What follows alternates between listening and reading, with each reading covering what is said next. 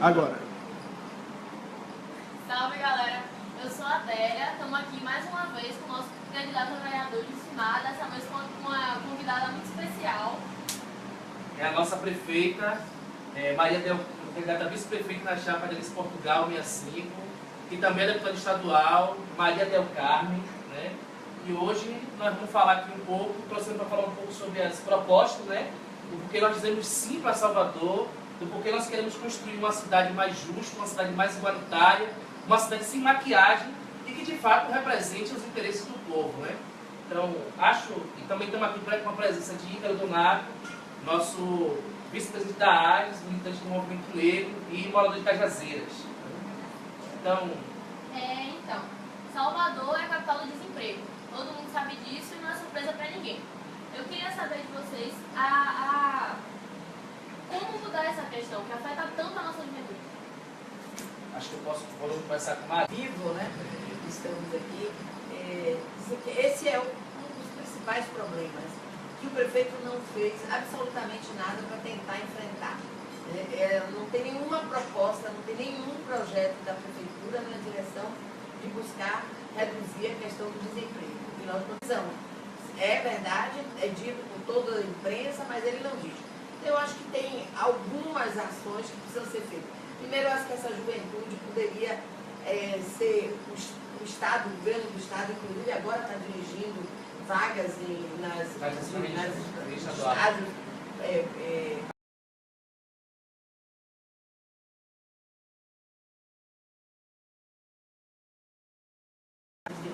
Mas acho que aqui em Salvador é possível trabalhar com isso. Primeiro, eu acho que a gente teria que atrair indústrias limpas. Nós resolvemos em um determinado momento em Salvador que Salvador não deveria ter indústria, como se todas as indústrias fossem indústrias poluentes. E não é verdade. Os calceiros não estão mais na nossa cidade. Nós perdemos esse espaço.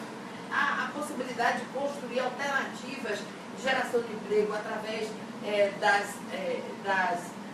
da economia solidária, com novas oportunidades e surgimento de novas, e essa juventude tem que ser atraída para isso. Se a gente consegue, e é importante que a gente coloque em outras áreas, na área cultural, no desenvolvimento de programas culturais, que essa juventude também poderia estar sendo ocupada, na área do esporte, onde muitos desses jovens poderiam estar sendo ocupados, ajudando a construir uma rede de esporte de lazer para envolver outros jovens, envolver crianças e adolescentes nesse processo. Então, acho que o município também tem que dar sua contribuição nessa direção. E o que nós percebemos é que essa prefeitura, com a visão que eles têm, é o inverso. Quando ele faz determinadas intervenções na cidade e impede que a população possa estar lá ganhando o pão de cada dia. Como ele faz com os camelôs, eles têm feito esse comércio ambulante, ele tem perseguido. Hoje, eu não sei se vocês viram uma denúncia que apareceu hoje nas redes sociais, sobre a retirada de algumas barracas, alguns comerciantes que tinha numa das praças em Castelo Branco. Ótimo recuperar as praças, é necessário que a juventude tenha espaço de lazer, né, tenha espaços voltados para o esporte, para os idosos, para as crianças, para as mulheres, mas isso tinha que ser negociado. Como é que eu chego lá de repente e já resolvo derrubar todas as barracas, retirar gente que está lá há 20 e tantos anos, que ganhava o pão de cada dia com o trabalho que fazia ali? E essas famílias vão para onde? Entendi, tá, Maria. Só para dar, inclusive, dar uma contribuição nessa deixa que você falou aí agora, né? A gente tem falado nos outros programas ao vivo sobre a questão da dita reforma da Lapa, né? Que ele disse que fez a reforma da Lapa, que na verdade só fez uma reforma da Lapa para os grandes empresários lá, botar suas lojas, seus mercados, né? Mas basta você descer mais um pouquinho de nada da estação da Lapa que você vê. Ou até mesmo chover, né? Porque o tempo e tudo mais. E tem um detalhe. No dia da chuva, alaga tudo. E tem um detalhe, você falou a questão dos ambulantes, de retirada para a questão dos comércios informais, dos comerciantes que tem ali o imposto pago ali, né? Quando iniciou a reforma da estação da Lapa, foi prometido, inclusive, que ele ia ter estantes para todo mundo que estava ali trabalhando, que ia colocar no lugar. Isso não aconteceu. Hoje, por exemplo, não tem, você não pode encostar nem com uma caixa de picolé, porque os seguranças, inclusive, expulsam de um bem público. Só para finalizar, citar um exemplo, que é uma coisa que aconteceu totalmente diferente, por exemplo, na estação Pirajá. Exatamente. Na estação Pirajá, por exemplo, que foi reformada para o metrô. Que não estava nem previsto inicialmente. Nem estava previsto, justamente. Mas a sensibilidade do...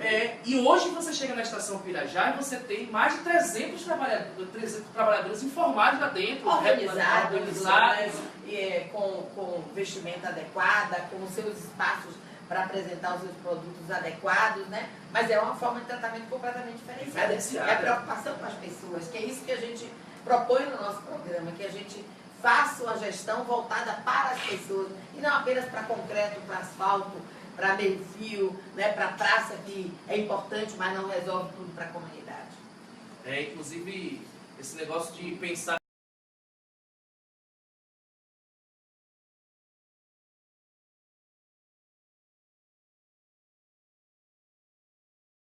do prefeito... Eu acho que ele já não sabe onde vai botar mais asfalto. Inclusive, quando terminar a campanha, vai todas as ruas, os passeios feitos de asfalto. Justamente, eu não sei se vocês observaram, mas quem anda aí pela periferia está vendo já. Ontem estava andando pela região do suburbana e é absurdo o que está acontecendo, inclusive, não só lá, em vários outros lugares. E é uma borra de asfalto que na primeira chuva dissolve, sem infraestrutura, sem nenhum tipo... É inclusive mesmo uma forma de tentar enganar, engabelar o eleitor para poder pedir o voto, e se tornou... Nós temos na prefeitura a indústria das multas, que abasteceu a caixa da prefeitura, né? E agora nós temos a indústria da compra de votos, possamos assim dizer, com esse benefício que estão dando aí pro... Benefício não, porque não resolve a vida. Óbvio, inclusive, quando a senhora falou assim, meu filho, só pelo fato de terem colocado isso aqui, não pisar na lama, tá tudo bem. Mas a senhora passou 4 anos pisando na lama, daqui a pouco a chuva vai dissolver, ela é verdade. Eu vou votar com consciência, eu vou avaliar os meus candidatos, entendeu? Você poderia até ter um programa de trabalhar com a comunidade, no sentido de fazer uma parceria com a comunidade. Nós fizemos isso na época de Lides. Você trabalhava junto com a comunidade, recuperando, fazendo passeio, pavimentando, inclusive, fazendo escadaria, mas com técnica, com alguém acompanhando, com cuidado que aquilo, como é que ele deveria ser, até para não ser enganoso, né? Para não ser algo que faz agora e joga o dinheiro fora de repente. Justamente. O Uber foi um debate que tomou o Brasil inteiro, praticamente todas as grandes cidades do país. E aqui em Salvador a gente tem uma repressão muito grande sobre o Uber e da prefeitura de Salvador. Eu queria saber de vocês, a que vocês atribuem toda essa repressão? Posso começar? Pode. Então, assim, eu, usuário assíduo do Uber, né, ultimamente, porque campanha que a gente está fazendo, né, com muita militância, dinâmica, Uber para chegar mais rápido. Assim, eu acho que o prefeito, essa atual gestão visa o lucro, único exclusivamente o lucro.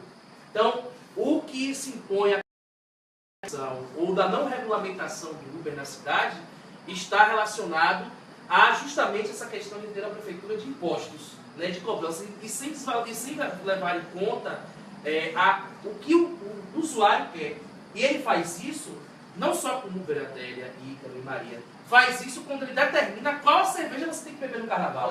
Claro. Faz isso quando ele determina qual tipo de evento ou qual tipo de atração você tem que assistir, seja no Réveillon, seja no São João. Dado isso, que a gente tem em outros programas anteriores falado sobre isso, que você não tem grupos de hip hop, Maria, você não tem grupos de cultura, você não tem os grupos de sarais. Nenhum deles. Esses desaparecem. Eles não colocam esses grupos na grade de eventos da cidade. Então o que acontece com o Uber é o que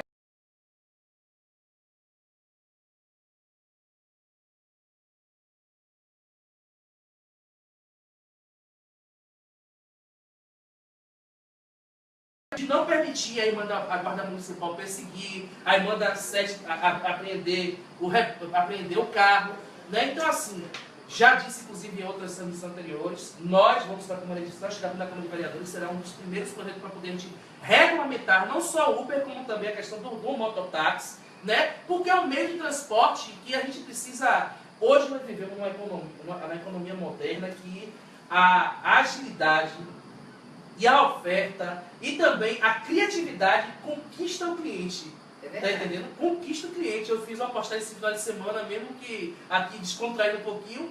Eu peguei um Uber no sábado, que o motorista falou assim, para os meus 10 primeiros clientes eu dou uma piriguetinha e você escolhe qual é. Eu fiz, é sério isso? Eu não acreditei, eu fiz quando eu fiz, realmente tinha um. A gente tomou depois de um dia estressante que foi no sábado de campanha, mas vitorioso, quando chegou no final, já pegamos um Uber, ganhamos um palinho e tomamos uma cervejinha no carro. Rapaz, que coisa boa. Imagine se o taxista vai lhe oferecer Não isso. vai fazer isso. Eu acho que essa é a diferença, inclusive. Né? A imposição é a demonstração da forma autoritária de tratar com as coisas, né? Porque isso não foi debatido com a sociedade, não houve a opinião, não se escutou a sociedade para perguntar qual era a opinião, simplesmente, e ele se refere a isso, porque ele já voltou um pouco atrás, porque já anunciou que vai reavaliar, se ele se eleger, que ele vai reavaliar a questão do Lula. Tudo com interesse eleitoral, né? Exatamente, mas e ele disse, porque foi proibido porque eles não nos procuraram para implantar, regularizado, de forma mais organizada essa situação. Então isso demonstra também a querer impor a sua vontade, a sua posição, por isso essa posição dele. E é óbvio, nós temos um problema na prefeitura com relação aos taxistas, que eu não sei se vocês talvez já devam ter percebido também, que são os taxistas auxiliares. Que o taxista, na maioria das vezes, o que tem a placa, o que é uma concessão pública, né? E o que deveria era fazer uma nova concessão pública, mas isso não é perspectiva, ele não fala nisso. Ele está fazendo um recadastramento, isso ele está fazendo, mas o que ele diz? Esses taxistas auxiliares, eles trabalham para o dono da placa e trabalham, uma situação extrema, quase que de escravos, porque para bancar o custo do que ele tem que pagar ao dono da placa, ele tem que trabalhar dia e quase que dia e noite. Alguns não vão nem para casa durante vários dias, ficam ali na rodoviária, aqueles que ficam ali na rodoviária. Então, é uma situação que precisa ser, inclusive, verificada. Por que não incentivar que esses motoristas auxiliares possam financiar um carro para poder eles entrarem pelo sistema no Uber, né? Que seria uma forma de também resolver um problema que são uma quantidade enorme, inclusive, de taxistas auxiliares. Me parece que passam dos 12 mil taxistas auxiliares em Salvador. Não, Ícaro. Boa noite a todos e todas, salve a Cajazeiras, Castelo Branco e todos os bairros da região. Uma pergunta sobre mobilidade urbana. Eu, como morador de Castelo de Cajazeiras e proximidade de Castelo Branco, sempre tive muito contato com aquela área. A partir do momento que foi implementado um novo sistema de ônibus na cidade, onde esses ônibus nunca davam preferência de qual era a necessidade do passageiro, foi retirada a linha de ônibus da Barra de Cajazeiras, que era uma linha que ajudava muitas pessoas a irem em seus trabalhos. E hoje em dia, a acessibilidade dos moradores e moradoras de Cajazeiras para os centros, para as regiões que têm os maiores polos assim, concentrados de trabalho, mercado de trabalho e estudo de Salvador, é muito de difícil acesso. Qual é a perspectiva da senhora enquanto candidata a vice-prefeita sobre melhorias desse sistema para que chegue até a periferia, para que os moradores dessa periferia se sintam contemplados com um transporte público que lhe dê auxílio em qualquer que seja a sua função no dia a dia? Eu acho, Ricardo, que essa é uma pergunta extremamente importante, porque, digamos, hoje a necessidade maior da população, porque você não tem, o emprego não está lá próximo, né? Os serviços não estão lá próximo, né? Inclusive a proposta do governador com a implantação, a mudança da estação, do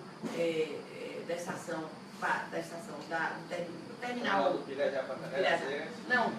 da rodoviária, da transferência da rodoviária para Águas Claras, é exatamente para criar um novo polo de atração, onde você lá naquele local tem oferta de serviço, desenvolva outras potencialidades, que vai ser importante para a economia de Salvador e para a região que terá oferta de serviço, sem precisar de se deslocar para o centro, que era isso que a gente já deveria ter trabalhado nessa direção e que essa administração não fez.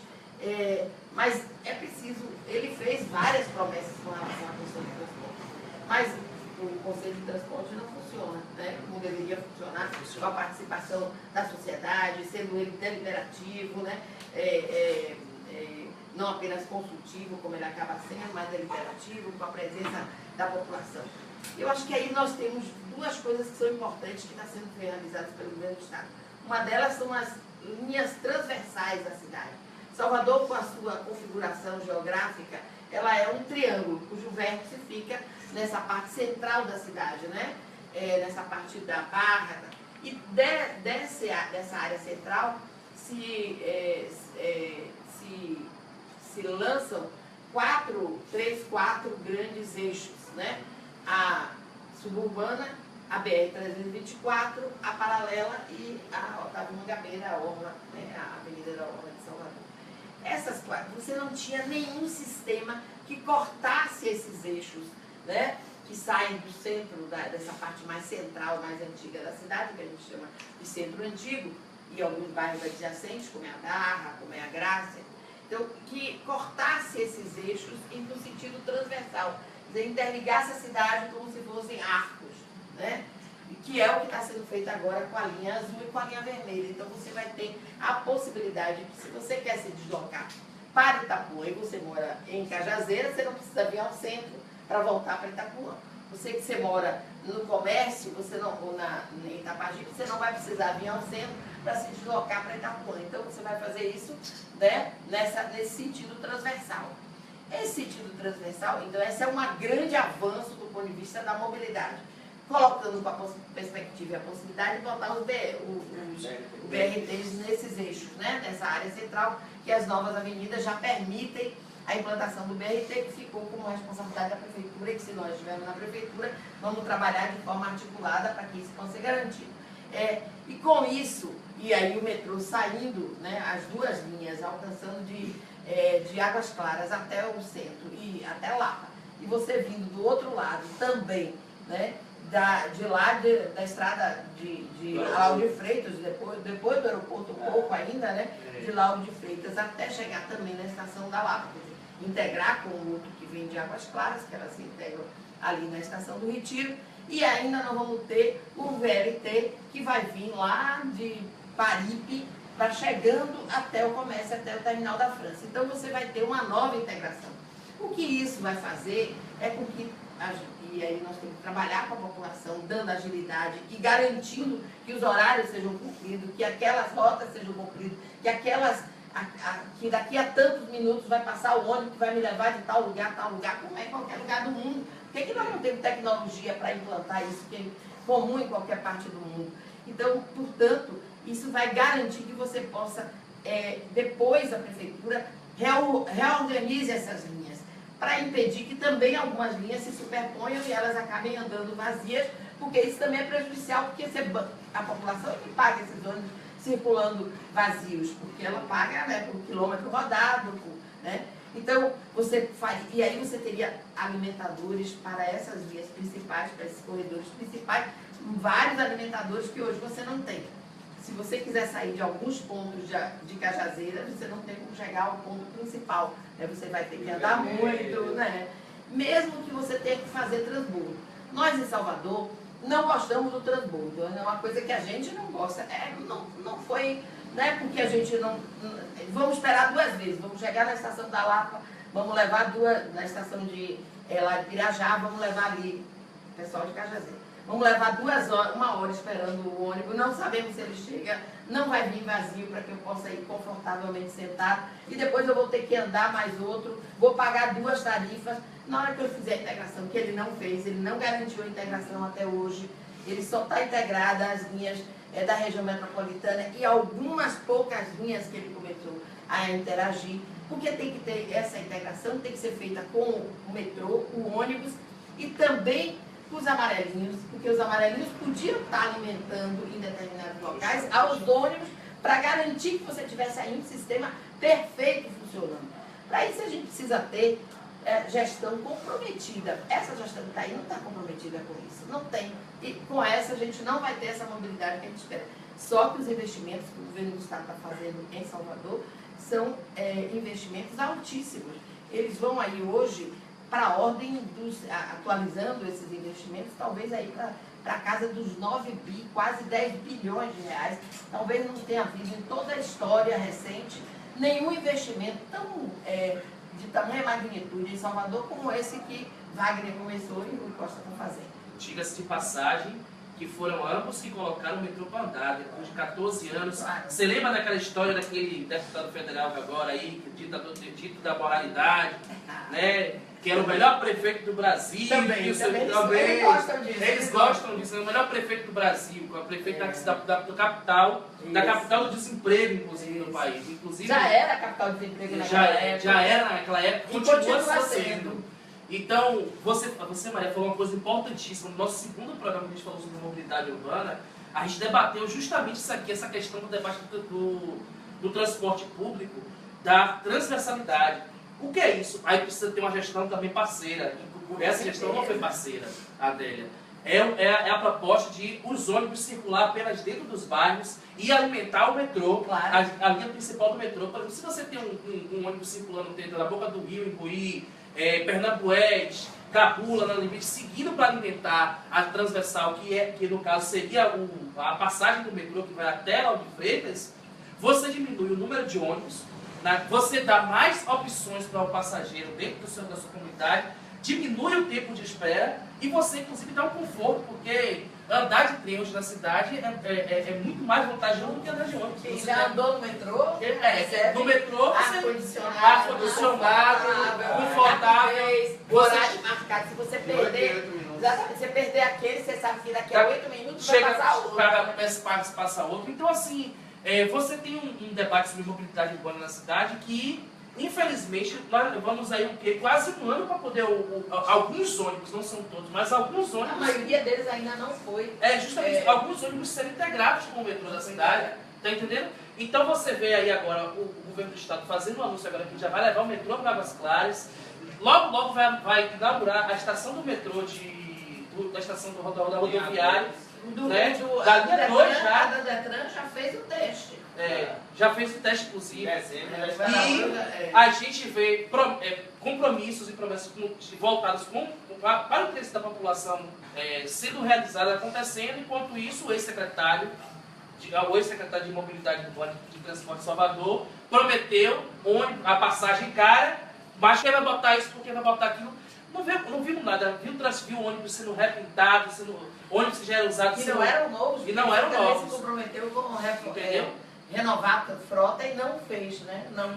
Não fez essa isso foi renovação. visto por nós, a gente voltando de um congresso em Minas Gerais, teve 2 ônibus vindo de Minas Gerais para abastecer o sistema dos ônibus novos da prefeitura, que eles só pintaram. Na época, inclusive, de se passar, entendendo?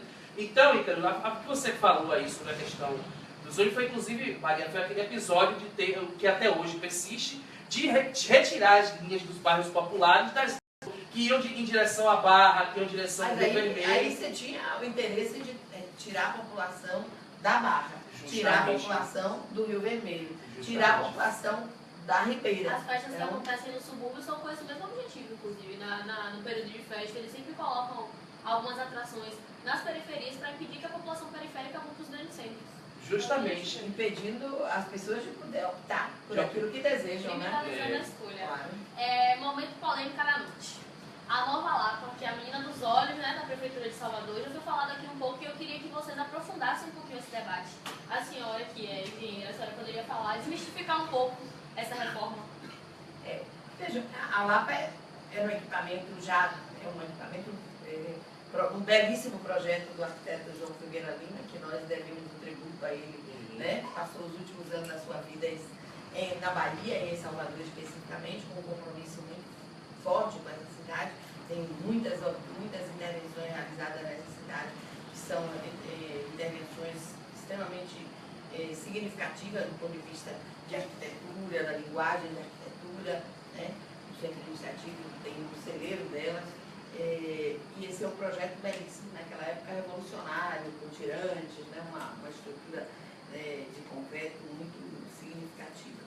E ela de fato precisava de reforma de uma reforma que atendesse os interesses da população e não uma reforma apenas para fazer a concessão, porque em realidade a proposta foi exatamente entregar para fazer a concessão. Se não reformasse a Lapa, não poderia fazer a concessão para entregar esse equipamento público à iniciativa privada durante 30 anos que vão ter É um absurdo. o tempo. Então, é uma reforma que não foi com a profundidade que deveria ser, não trouxe o conforto que deveria trazer, não resolveu o problema de funcionalidade dela, né? E nós vimos exatamente isso nas primeiras chuvas que aconteceram, onde tinha gente de guarda-chuva. Eu vi alguns vídeos que algumas pessoas postaram, que tinha gente com guarda-chuva dentro da estação da Lapa.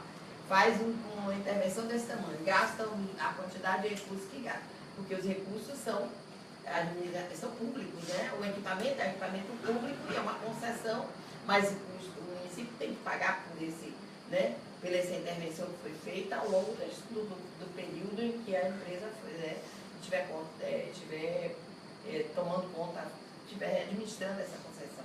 Então, portanto, eu acho que essa é uma polêmica, e retirar o comércio ambulante de lá, tirar aqueles que viviam há tantos anos naquele tempo, gente que nasceu dentro da Lapa, né, foi criada ali dentro, já tem família de novo, porque isso foi há bastante anos. Eu fazer as contas aqui, dá uns 30 anos. Viu? Quando você tem uma prefeitura que ela não prioriza as pessoas, né, que não prioriza o bem-estar das pessoas, por exemplo,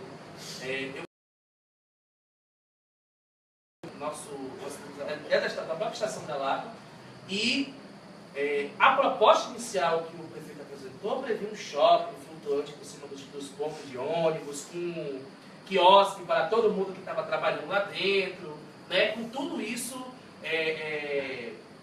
programado, mas basta você descer as escadas volantes da Lapa e sair do prédio antigo que você tinha, que foi ali reformado, e você já encontra a realidade da Lapa antiga. Com esgotamento exposto, com asfalto que não foi trocado. Se você desce mais para a nossa população, inclusive, que mora aqui na Estação da Lapa, você viu aí, não tem asfaltamento, não tem calçada, não tem arborização, o lixo não é recolhido, tá entendendo? É tudo escuro aqui embaixo. É tudo escuro aqui embaixo, ou seja, iluminação pública quase que não tem. Ou seja, eu não sei o que é essa promessa de a nova Lapa. A nova Lapa, que eu enxergo, é a concessão, que é o equipamento público que foi privatizado, e que, se diga-se de passagem, aquela polêmica, né, que uma das sócias da empresa que... Ainda tem essa polêmica, né, que uma das sócias dessa empresa que vai gerenciar lá por 30 anos, que é um absurdo, é parente do prefeito.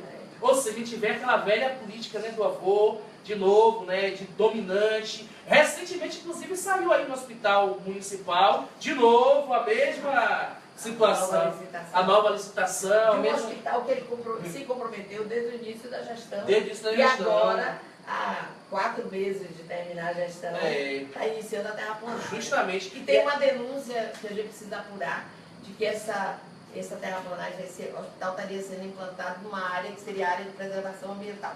Você que é da região de Cajazeira deve ter ouvido já comentar sobre isso, e que a gente, inclusive, está tentando tomar informações sobre isso.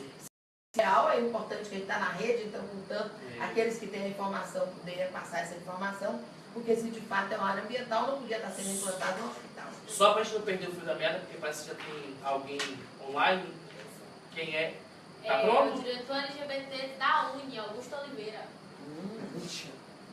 Cadê? Augusto. Um beijo para Gil e Maria. Calma, gente. A pergunta vai para os dois. Gostaria de saber, Maria, já foi da Condé e, como deputado estadual, criou a Comissão de Desenvolvimento Urbano da Assembleia Legislativa.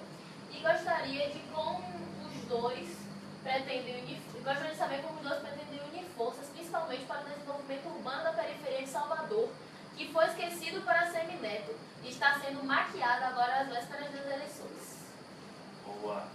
Boa pergunta, Augusto. Boa pergunta. Veja, essa é a nossa proposta para os bairros de Salvador. É trabalhar, fazer as intervenções nos bairros que a gente chama de bairros populares, né? Nós não temos o hábito de falar de favela, não nos caracteriza isso, e também não de ocupação, porque não é mais ocupação, as pessoas vivem lá.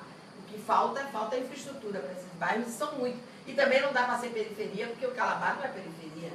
na Roça da Sabina, não é periferia. Então, aqui, essa região da Lapa, também não é periferia, estamos no centro da cidade. Então, a gente chama dos bairros populares. Então, essa é uma proposta que a gente colocou no programa de governo de realizar a urbanização desses bairros que a gente chama de bairros populares. Trabalhando, inclusive, a questão da acessibilidade local, que às vezes não tem, às vezes a dificuldade para que as pessoas tenham acessibilidade a essas áreas. E integrar esses bairros com a infraestrutura que já existe, com o sistema viário que já existe na região, que às vezes não tem.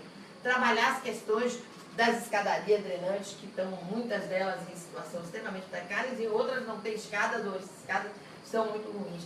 Trabalhar a questão também da circulação vertical em Salvador. Essa é uma proposta que a gente colocou no programa de governo, que a gente, com certeza, eleitas, estaremos articulando com o governador Rui Costa, que já também imagina essa perspectiva de poder implantar na cidade algumas ligações verticais que permitirão que possa escoar com muito mais facilidade a população e possa ter acesso aí ao sistema de transporte de massa.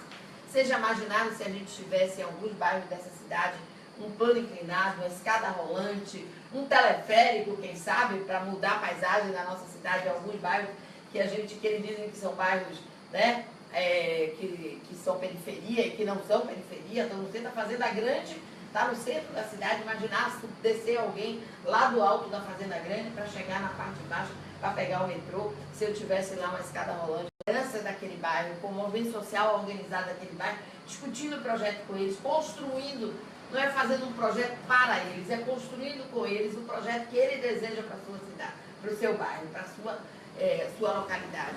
Trabalhando, algumas vezes, quem sabe, em parceria. No governo de Lídia, a secretária de Infraestrutura, fui primeiro superintendente de manutenção e conservação da cidade, e depois fui deputada e voltei como secretária de Infraestrutura. E uma das coisas que a gente fez muito na época de Lídia, se já tinha feito na gestão anterior, que eu tinha sido secretária de Ação Social de Salvador, primeira secretária de Ação Social de Salvador, apesar de ser engenheira, naquela ocasião, era trabalhar com a comunidade, fazendo várias coisas em parceria. Então, nós fizemos rua, nós fizemos contenção de encosta, nós fizemos passeio, nós fizemos escadaria, nós fizemos praças junto com a comunidade, a prefeitura entrando com a parte de material, a comunidade entrando com a mão de obra, fazendo um grande mutirão no seu bairro, ou vice-versa. Então, mesmo naquele momento que a gente não tinha, e hoje eu dizia, conversava com a nossa senadora Alice da Mata, exatamente isso, dizendo que com tão pouco recurso que a gente teve naquela ocasião, a gente conseguiu fazer tantas intervenções na cidade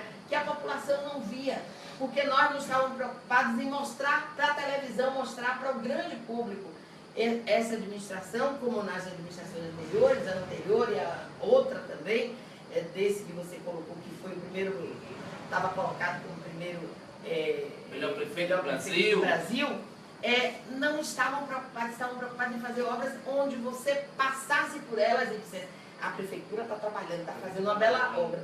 Se a gente pensa, uma dessas que ajudou a ganhar a eleição foi a Manuel Dias da Silva.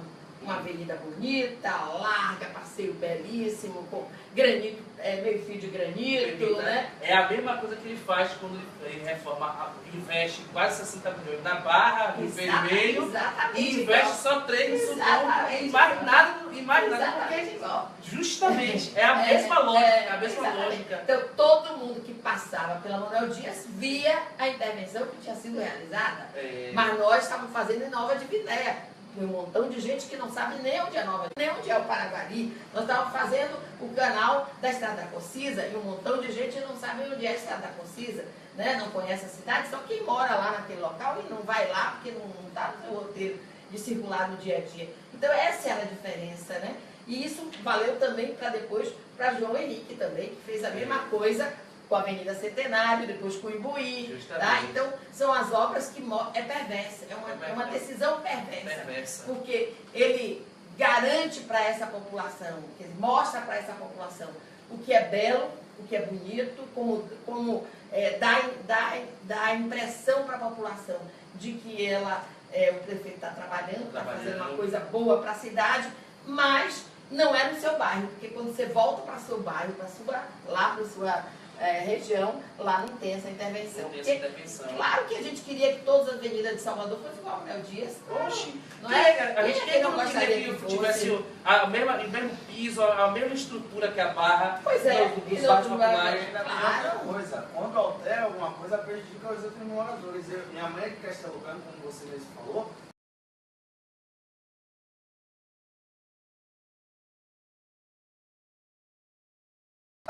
e foi prometido um certo tipo de posterior a reforma, dar algum tipo de oportunidade de ganhar seu sustento, não foi feito. Então, ele dizia hoje que por enquanto eram só os passeios, que a obra propriamente dita só aconteceria em janeiro, e hoje já chegaram os propostos da prefeitura com máquinas e equipamentos da Urbano tudo. Pois é. Inclusive, só para complementar, Maria, a gente tem andado pela cidade, por toda a cidade, a gente tem observado, né, o quanto é perversa essa lógica. Eu quero frisar bastante essa lógica, né? A lógica de você, inclusive é o que dá característica, porque nós dizemos, porque é uma cidade de maquiagem, né? Uma cidade da maquiagem. Você maqueia, faz a maquiagem por fora, nos pontos turísticos, nos pontos onde as pessoas de livre circulação, mas por dentro tá tudo aí. Como a gente está falando no início, né? Talvez termine a eleição com a cidade toda asfaltada, né? Esses candidatos que estão aí comprando voto e tudo mais. Mas não esse asfalto Mas que a gente vê. Justamente não que a gente defende, e não que, inclusive, com infraestrutura, com esgotamento, saneamento básico, né, com preparação. E assim, o que a gente tem percebido é que as pessoas têm... Alice, inclusive, colocou no programa dela uma reportagem, né, de uma senhora mostrando, inclusive, que paga o IPTU também, que a outra paga o mesmo IPTU, talvez não pode ser como você falou, mas também exerce o seu direito, a sua obrigação, e infelizmente não chega, não tem iluminação pública, não tem asfaltamento, não tem passeio. Nós tivemos esse sábado agora, eu e a Alice, na Fazenda Couto, caminhando na Fazenda Couto. Sábado de noite, é absurdo a quantidade, as ruas completamente às escuras. Isso é extremamente prejudicial para a questão da violência.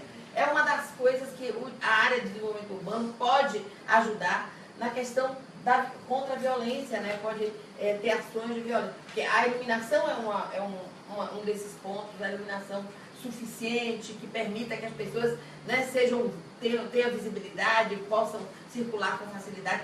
A outra coisa é evitar becos, esquinas, porque isso permite dar uma sensação e dar insegurança, não só a sensação, como é a insegurança, porque você não vê quem está do outro lado, não vê quem está vindo.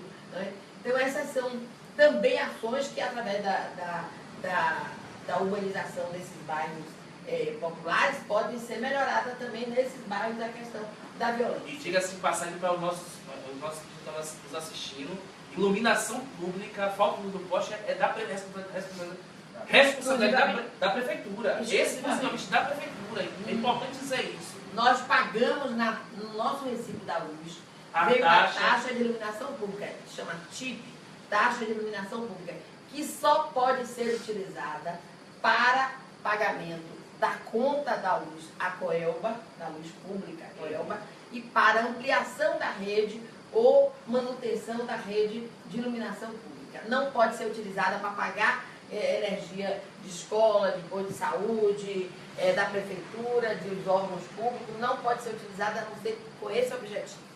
Esse problema da iluminação pública tira, inclusive, o direito à cidade da população. Com Por exemplo, certeza. nós somos mulheres, temos muito problema em andar numa rua escura, porque a gente se sente segura dentro da nossa própria cidade. A gente deveria ter direito a ela, e na realidade não temos. Parece que tem um áudio de Tainá Ferrari, lá da Cidade Nova, aí, pra falar com a gente. Vamos lá, é só o áudio, né?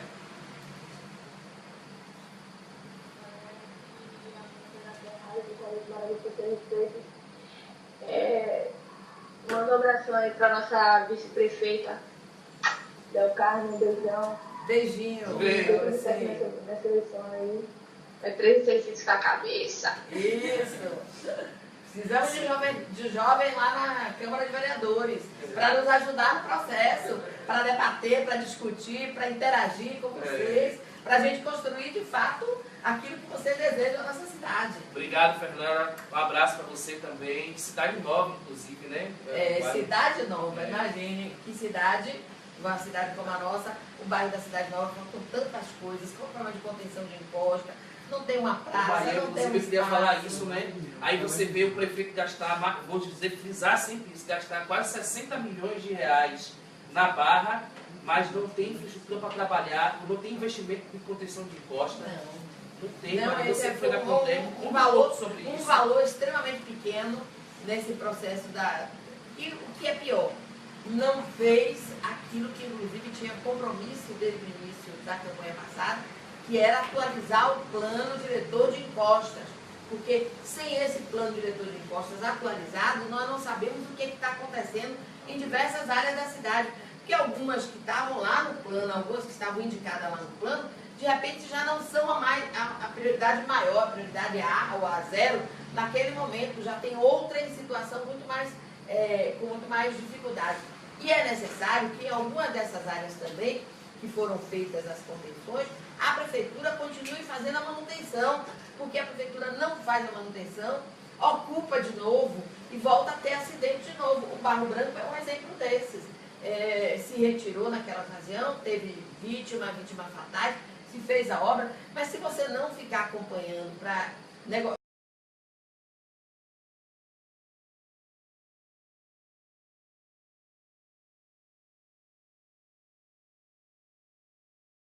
mais grave, que é o problema de como o que sobrou para a nossa população, né? Essa cidade sem planejamento, né? Que não foi planejada, que não os ricos e os poderosos ocuparam as cumeadas e deixaram para a população imigrante, né? A população que vinha do interior, que vinha com a expectativa de que a capital resolvesse seus problemas, encontrasse educação, saúde para os seus filhos, emprego, permitiu que para essa população só restou o quê?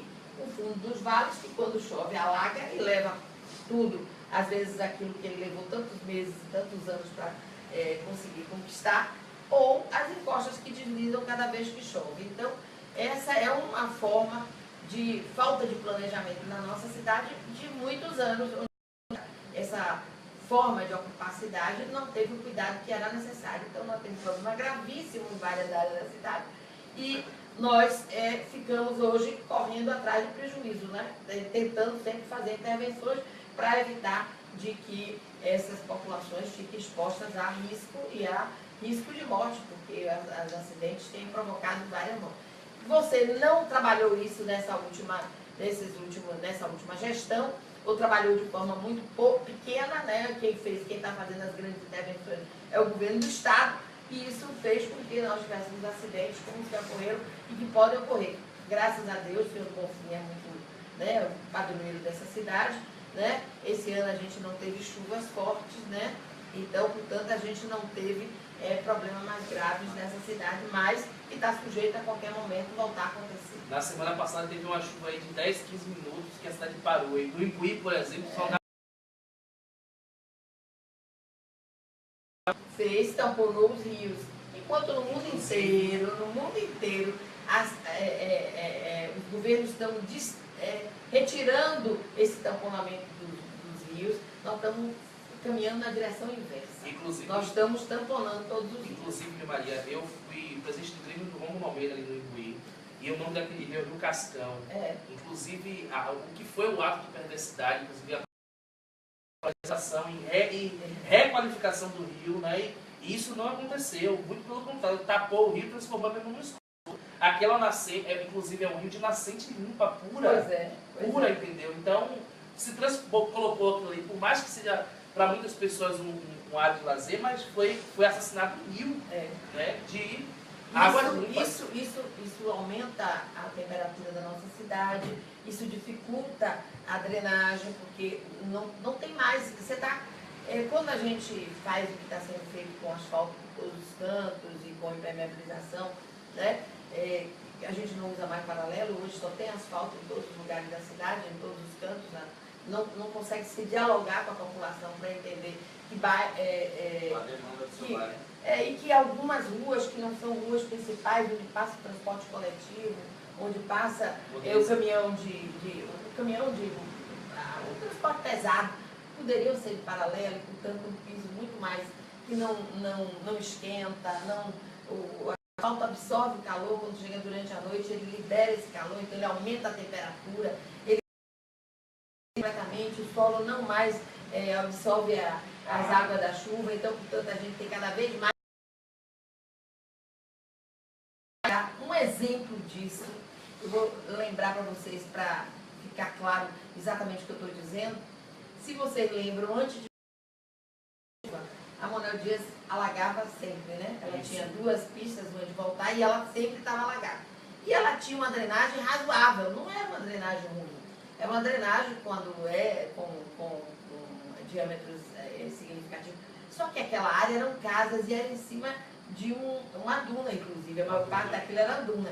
Então, quando chovia, as casas tinham área verde, tinham jardins, tinham área verde, elas absorviam aquela água.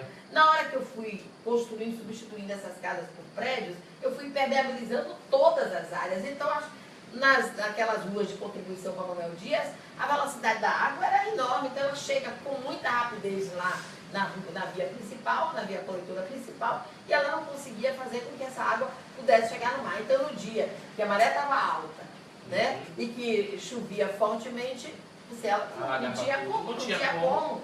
E teve que fazer uma obra com um custo altíssimo para fazer uma macro drenagem para garantir que isso pudesse acontecer. Justamente. Então nós estamos fazendo isso em várias áreas dessa cidade, ou quase todas na mesma condição, nessa mesma direção.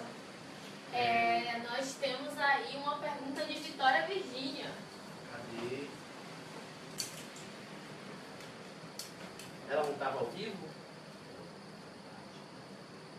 Vai lá. Candidato Jusimar. Você, como candidato jovem, deve notar como é o papo furado meia entrada para estudantes, já que são caros os eventos culturais. E não vejo por que da necessidade de Salvador Carmo cobrar pelo selo que determina que aquele estudante pode pagar meia. A empresa que não representa a Secretaria de Educação. Então aí vai minha pergunta. Você, ganhando sua candidatura, pode intermediar em nome da juventude para que ela pague o valor mínimo para poder aproveitar a cultura dessa cidade? Bom, Vitória, um abraço. Primeiro, inclusive, nós estamos até falando isso já faz alguns dias, né? A cidade ela não se preparou, essa gestão não prepara e não tem investimento para a área cultural. Eu, no final de semana, participei de um encontro do Sarau do grupo lá do Vermelho e eu percebi o tamanho da dificuldade dos meninos de não ter um todo por causa da chuva, de estarem com medo porque a prefeitura não liberou a licença para poder estarem lá. Tem que pagar caríssimo, diga-se de passagem, né? E não tinha investimento, não tinha um investimento de um fundo para poder auxiliar, para que eles constituíssem uma atividade, inclusive, pensante, né? De formação crítica, inclusive de muitos jovens do de Amaralina que estavam ali no caminho.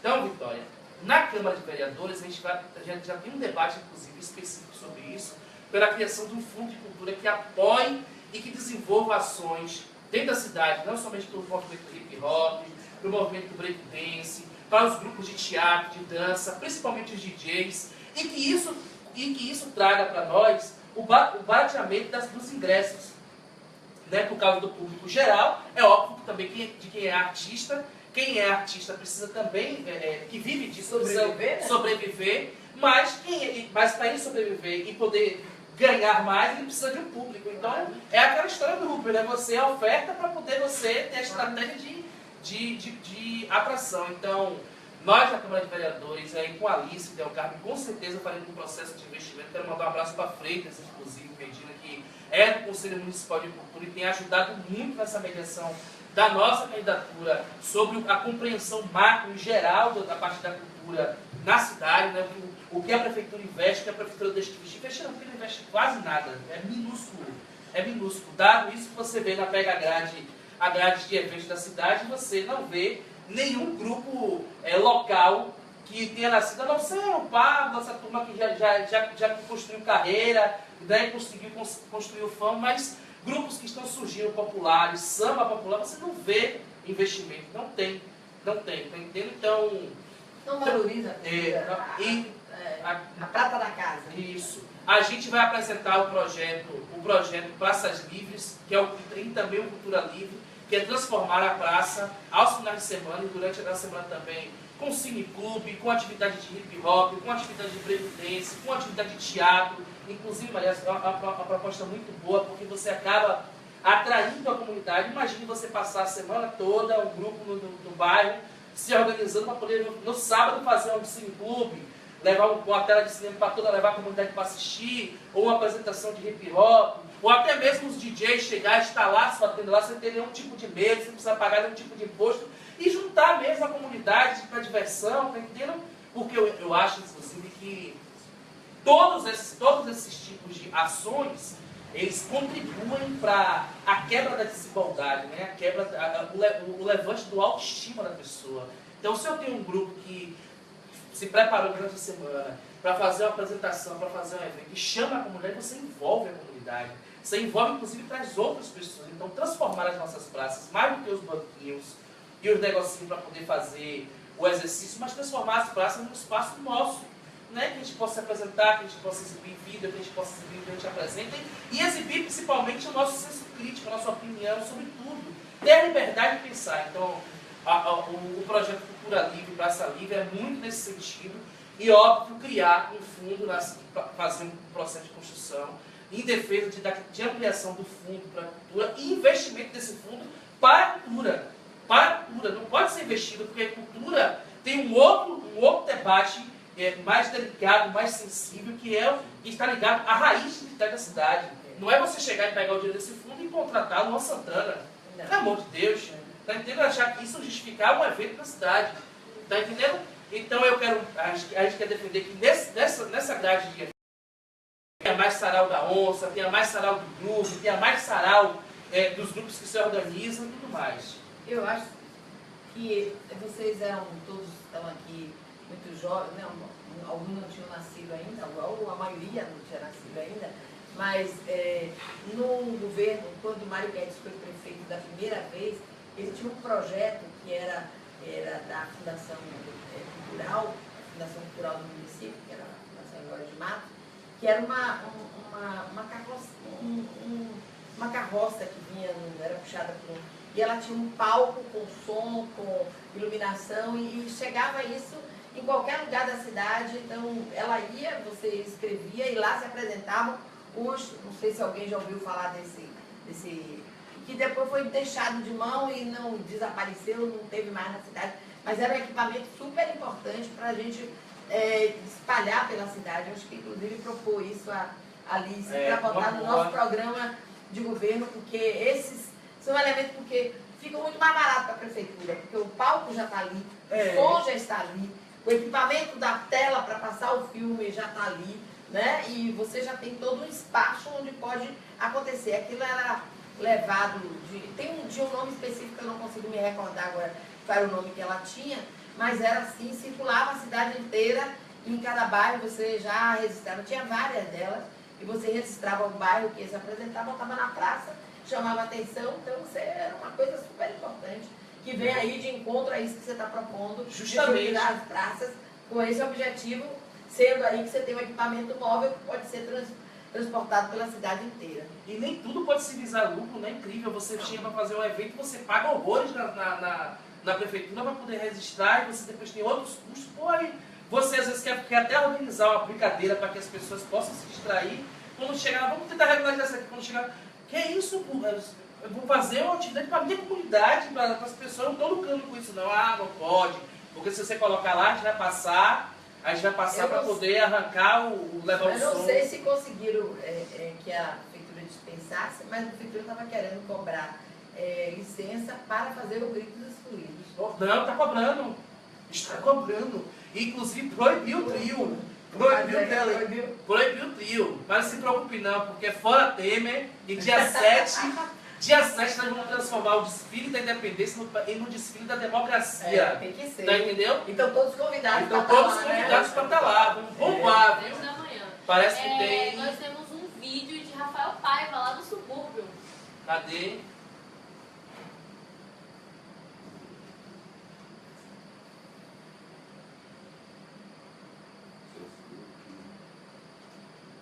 Deixa eu abrir aí. Não, né?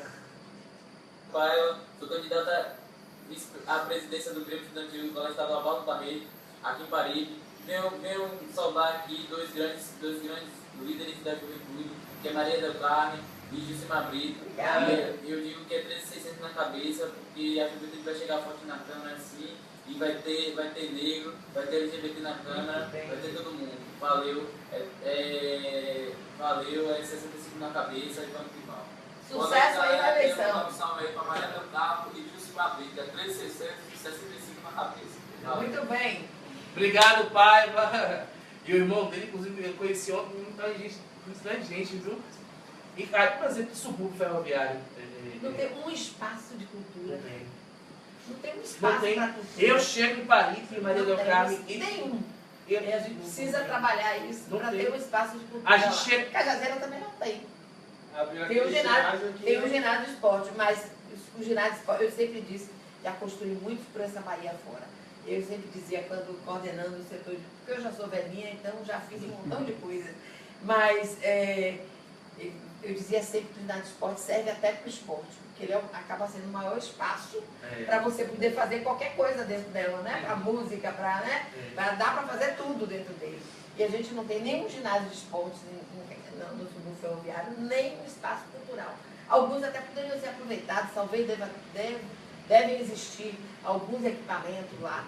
Eu lembro em Piripiri tem um colégio que está abandonado lá, que era um colégio cenecista, que estava lá abandonado, que poderia ser utilizado como espaço de lazer.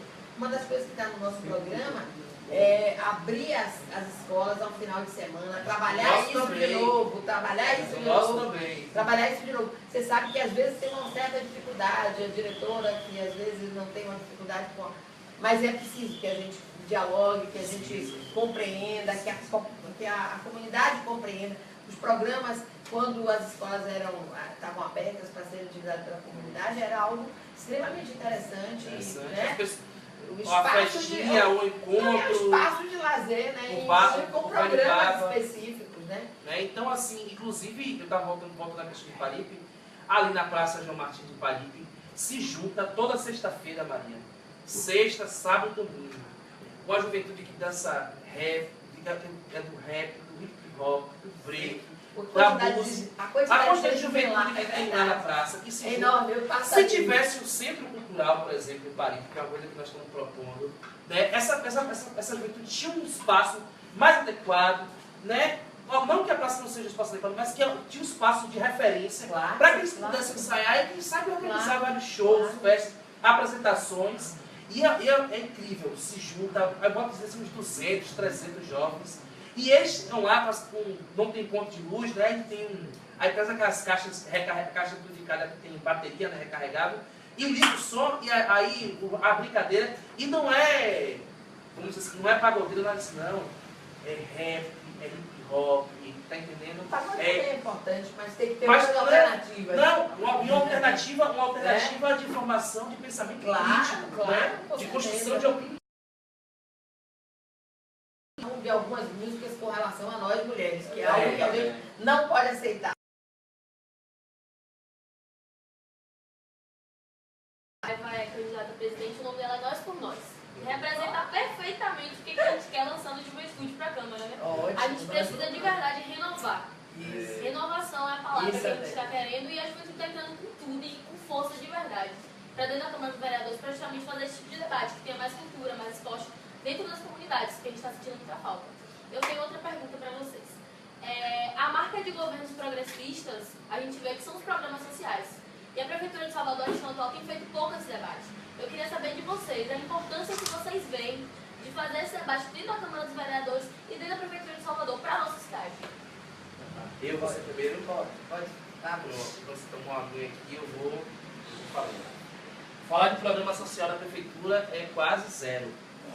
Se nós podemos dizer o que tem de investimento na Prefeitura em relação ao programa social, pode ser o que eles tenham sido condenados a ter que resolver, como por exemplo, esse cartão do primeiro passo, né? que é o valor de R$50 que dá para algumas famílias cadastradas, que na verdade é o fator de não ter construído creche na escola.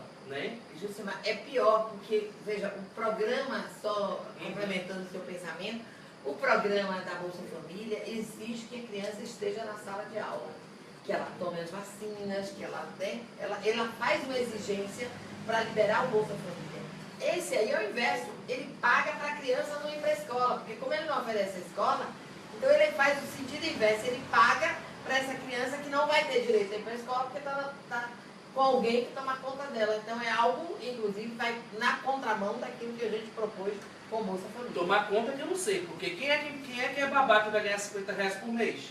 Porque isso não existe, né? Claro isso não que existe. Então, independente disso, ainda esse agravante. ainda tem esse agravante. Então, não tem creche na cidade, para poder abrigar as crianças, né? Para que as mães e os pais possam ir trabalhar durante o dia.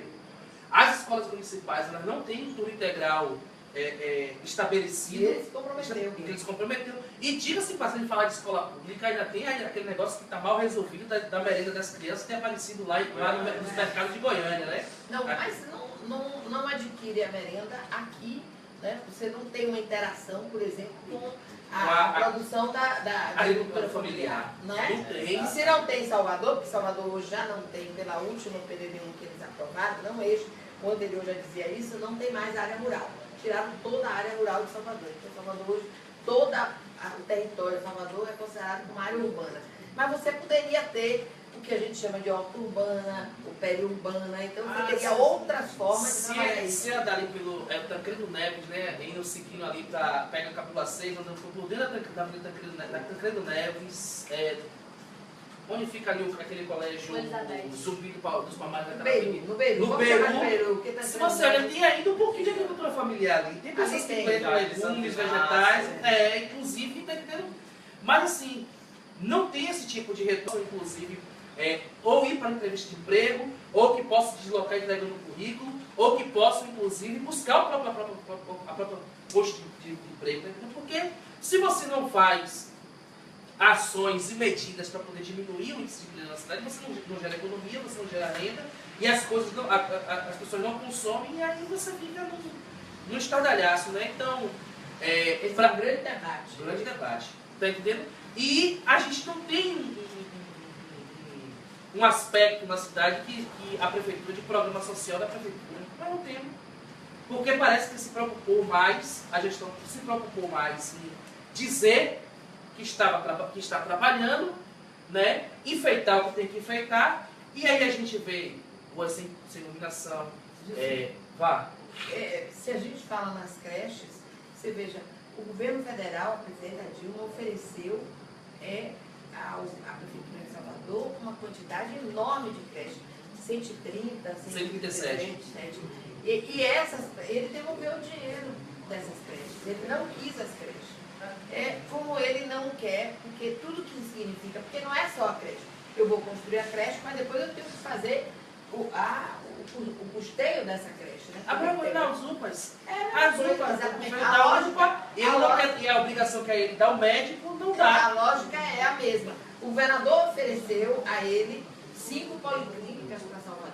5 policlínicas. Significava ter espaço para consulta, para exames, para procedimentos que a gente tem enorme dificuldade, a população tem enorme dificuldade para chegar a eles, como tomografia, ultrassonografia, ressonância magnética, esses exames mais complexos e especialistas, né? Porque você vai ao médico, ele diz, você tem que procurar o urologista para o homem, você tem que procurar o urologista. Aonde ele acha a especialidade de urologista? O governador ofereceu 5 e ele não aceitou as 5 clínicas, porque ele tinha que botar os médicos, ele tinha que botar... o governador dava para que ele implantasse e ele entrava no sistema como está fazendo. São consórcios onde os municípios entram no consórcio, constrói, elas passam a ser para toda aquela região objeto do consórcio, que no caso nosso da região seria a região metropolitana de Salvador, e ele não aceitou.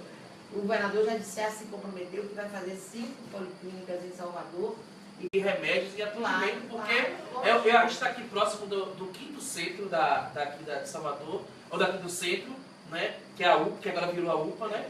E assim, foi construído um novo prédio do federal, mas você chega lá, Maria, você chega para ser atendida, tem uma recepcionista que lhe atende, pergunta o que você tem E aí te amarra uma fita, de acordo com a cor, você vai determinar quantas anos você vai ficar lá.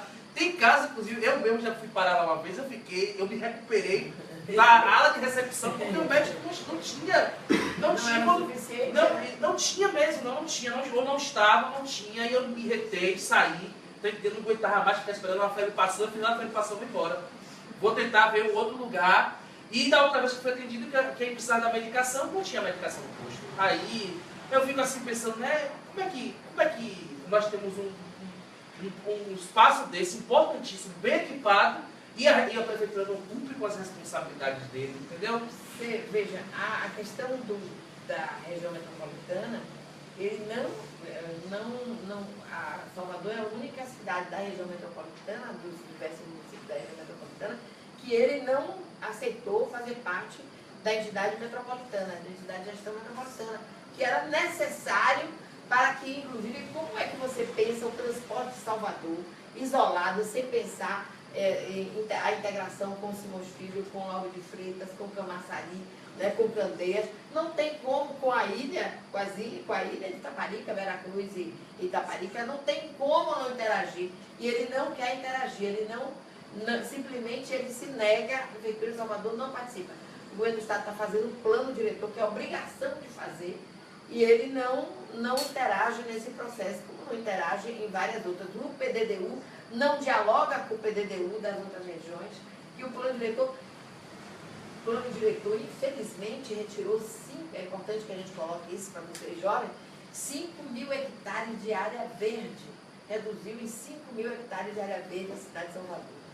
Reduziu a quebra do gabarito na área da orla, vai permitir que as nossas praias estejam sombreadas a partir de agora. A Nova Logos, né? Então, o novo plano diretor e a Luz, né? Ela vai permitir determinadas as intervenções que são algumas coisas absurdas.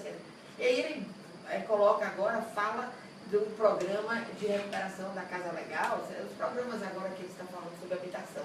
Quando, em realidade, quem fez habitação em Salvador foi o governo federal, foi o governo do presidente Lula e da presidenta Dilma e Rui Costa, Wagner e Rui Costa, que fizeram as 15.000 unidades de habitação em Salvador, do programa Minha Casa Minha Vida, que é um programa revolucionário, apesar de precisar de complementação da ação na área da educação, na área da saúde, né, das escolas, do posto de saúde, da creche, que os prefeitos assinaram, o prefeito de Salvador, na ocasião, alguns deles já era ele, outros eram o prefeito anterior, assinaram quando fizeram a opção de entrar no programa, assinaram que eles colocariam as creches, as escolas, os postos de saúde, o transporte, nessas áreas, nesses conjuntos habitacionais.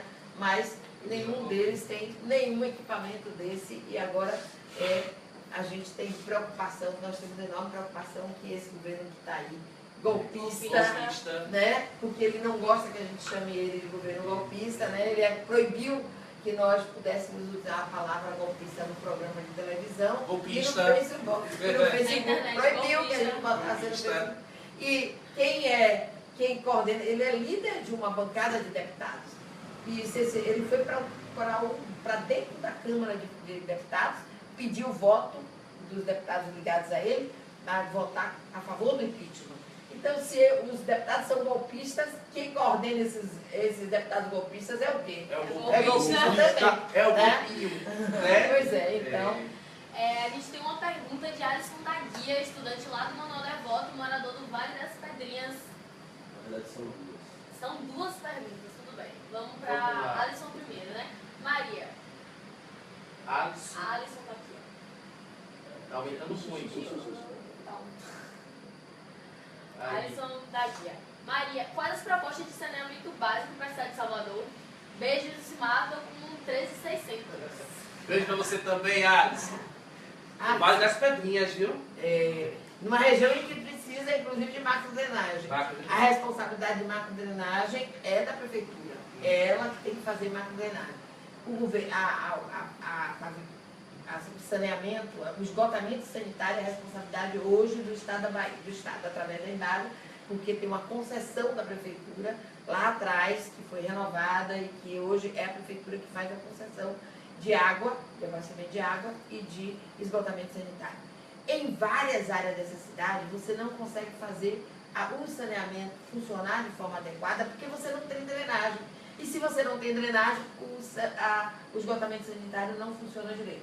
Quando chove, quando você anda por essas áreas, você vê aquelas caixinhas, que são as caixinhas, né, que você, para fazer, são os postos de visita que você tem nos passeios ao longo do tempo. Essas caixas não podem ficar hermeticamente fechadas, porque se elas ficarem fechadas hermeticamente, quando você precisar abrir para fazer limpeza, porque periodicamente você tem que fazer limpeza, ela vai estar cimentada, aí ela não tem como você retirar. Então o que acontece? A água, quando chove, alaga, ela entra pela caixa e ela vai surgir dentro de casa. Então, esse é um problema grave e em várias áreas isso é difícil, inclusive, de passar por esgotamento sanitário. Acho que a prefeitura tem que trabalhar de forma articulada com a Embasa para buscar as soluções de macro-drenagem que precisam ser feitas em várias áreas da cidade e trabalhar também a questão da conscientização com a nossa população, de forma a mostrar a importância do saneamento. Porque hoje, se a gente pensar, nós gastamos milhões de reais e apenas para fazer a limpeza,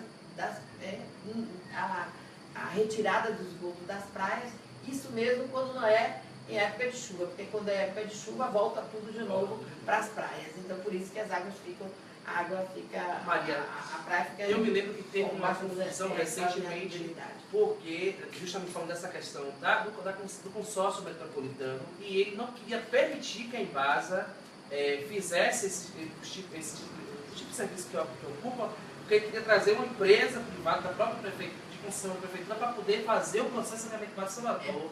Que, em realidade, como ela é uma concessão, a Constituição estabeleceu que o saneamento é responsabilidade do município.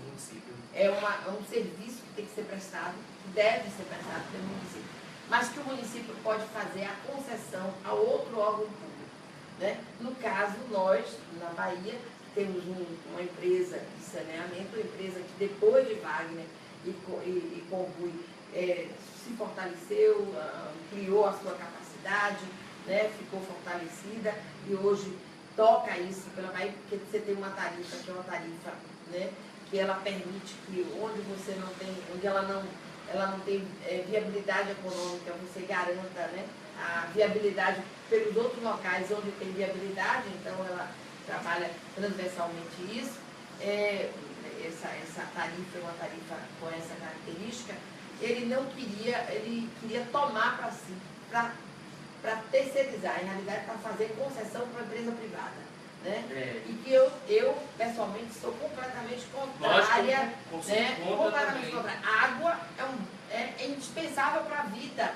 E como é que você vai fazer concessão para a iniciativa privada de abastecimento de água? Que é um elemento que sem água você não...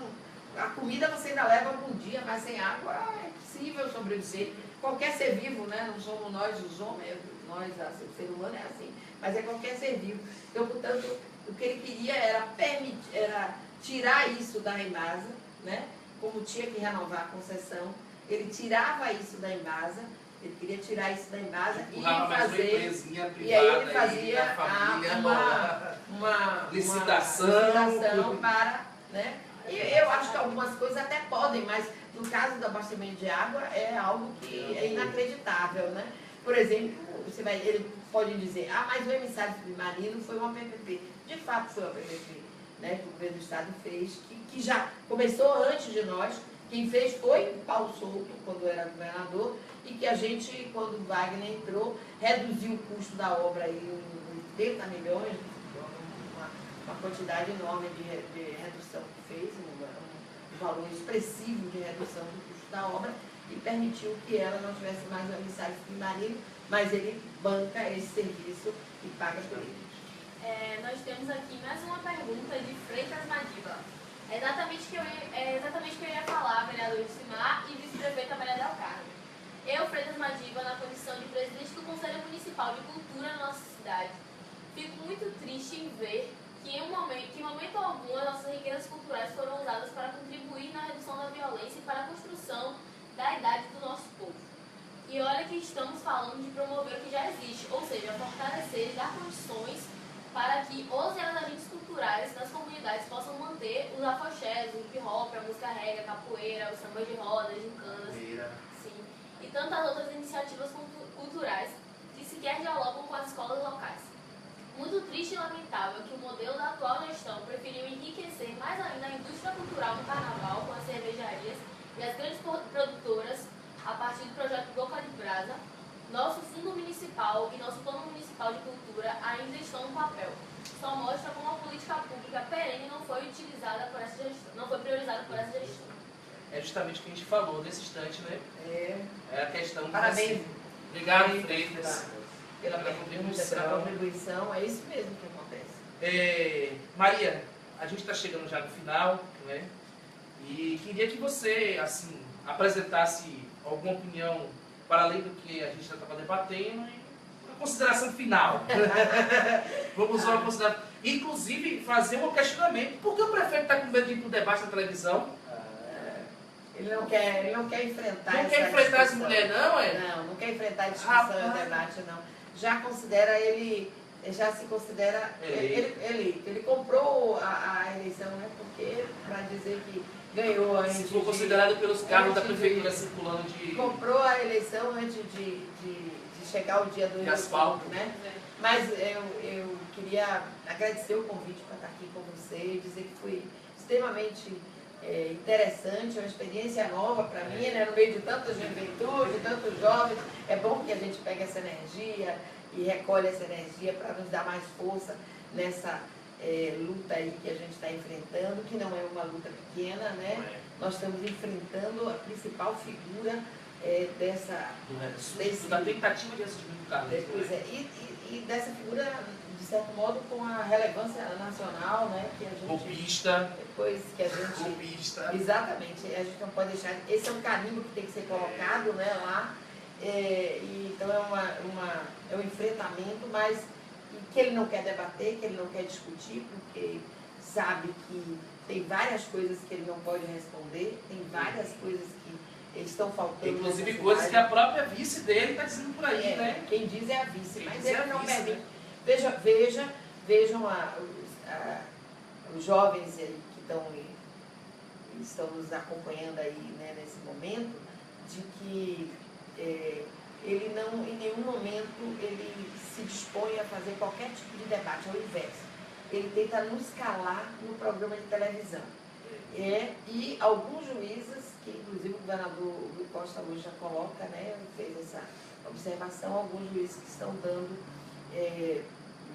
parecer favorável aos processos deles, tem já se posicionado nas redes sociais, né, com a preferência para um dos partidos que estão do lado de lá, né? Então, isso já é uma demonstração de ter lado nesse processo que não deveria ter lado, porque a justiça tem que julgar de forma imparcial, né? E nós não inventamos esses números, a baixa cobertura de Salvador, de cobertura de saúde pela saúde da família de Salvador, né, você tem municípios que já chegou ao 100%, Camaçari está perto do 100%, outro município da Bahia tem altíssimo índice de... Juazeiro está quase no 100%, está 90 e tantos por cento. Eu tive ontem em Mutuípe, um município desse tamanho, ontem de noite, depois que acabamos as tarefas aqui da campanha de Salvador, fui lá dar meu apoio ao prefeito de Mutuípe, tem 100% de cobertura no município deste tamanho. Por que Salvador tem que ter 20 e pouco, 29%, é o que diz o DataSUS, de cobertura? Reduziu as equipes de saúde da família, ela reduziu. Quer dizer, veja, é toda uma situação que está aí dessa administração de que fazer uma maquiagem para a cidade, mostrar uma cidade, mostra apenas aquelas coisas que quer que a cidade se convença de que isso foi realizado, né? De que essa transformação ocorreu na cidade. O que nós estamos fazendo na cidade, que o governador Rui Costa e o governador Wagner, e agora o governador Rui Costa começaram na cidade, são visíveis para qualquer um.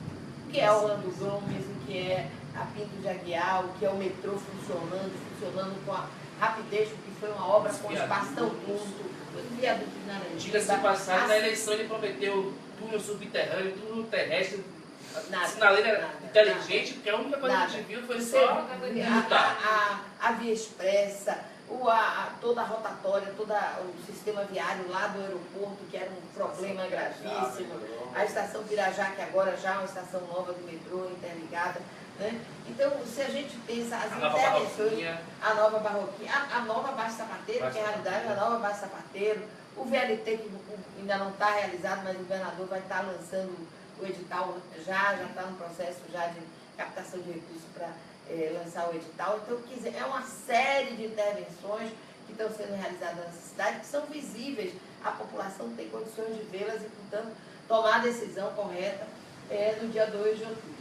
Eu espero que a gente possa ter contribuído para esclarecer mais alguns pontos que não tinham dúvidas e coloco à disposição para vir outros momentos para discutir, continuar nesse debate com vocês agora e depois, você já vereador lá na Câmara, fazendo esse debate, essa discussão que é super importante. A gente está aqui falando para uma juventude que precisa desse estímulo, que precisa de ter seus direitos e ter seus anseios atendidos, que sonha por ajudar a construir, porque o que a gente está vendo aqui são jovens preocupados e envolvidos na construção de uma sociedade mais justa, mais igual, que precisa dessa força que vocês podem trazer de vocês para que a gente mais velho possa ir ajudando a passar o bastão, nos ajudando a passar o bastão para que outros possam ocupar os lugares que hoje estão ocupados pelos companheiros e companheiras, nos diversos espaços de poder, e é a juventude que precisa. Então, portanto, foi muito, muito bom estar aqui com vocês e dizer a vocês que a gente espera que vocês acreditem e confiem em uma mulher, em 2 mulheres. Vão ser mais 2 vezes, pela 2ª vez consecutiva, Alice e Beth lá atrás, e agora Alice e Maria juntas nessa perspectiva de cidade. Porque a gente quer estar na cidade não pelo prazer, não pela vaidade de estar dirigindo essa cidade, mas a gente quer construir com a população dessa cidade. Nós queremos trabalhar junto com vocês, nós queremos resgatar esse sentimento da nossa cidade, cidade-mãe, mãe do Brasil, e que de repente ficou esquecido, e que a gente precisa retomar. Se a gente imagina que essa cidade não tem uma maternidade, para que seus filhos possam nascer numa maternidade municipal, é algo inacreditável que a gente tenha. Que o município não tem um hospital municipal e vários municípios de pequeno e médio porte têm hospital municipal. Começou agora, como a gente está dizendo, ele está dizendo que está começando agora. Então, falta nessa cidade, falta sentimento, falta relação com as pessoas, cumplicidade com as pessoas nessa gestão. É uma gestão muito sem essa relação de proximidade. Que o povão não se identifica, Um projeto de cidade que quem comanda essa cidade nunca pegou um ônibus, nunca andou de ônibus, nunca subiu o elevador na serra. Inclusive, nunca andou a pé pela cidade. Nunca andou a pé por essa cidade, nunca subiu as suas escadarias, nunca entrou nos seus becos, nunca foi pro Pelourinho numa noite de terça-feira, lá, então, na verdade, acabar com a noite de Pelourinho, não tem identidade com essa cidade, não compreende a alma e o sentimento dessa cidade. É isso que a gente quer fazer. Para isso a gente precisa de você lá também na Câmara. E você, 13.600. Isso é 65, Alice e Maria Del Carmo da Prefeitura. Gente, muito obrigado por essa oportunidade, mais um debate, de uma roda de conversa aqui, e esperamos vocês para a próxima. Maria, muito obrigado. Ícaro, Adélia. Então, um abraço, gente. Até a próxima. E fora Temer, golpista, dia 7 de setembro, quarta-feira, grito dos espíritos, grito da democracia. Todo mundo lá. Fora Temer. Golpista!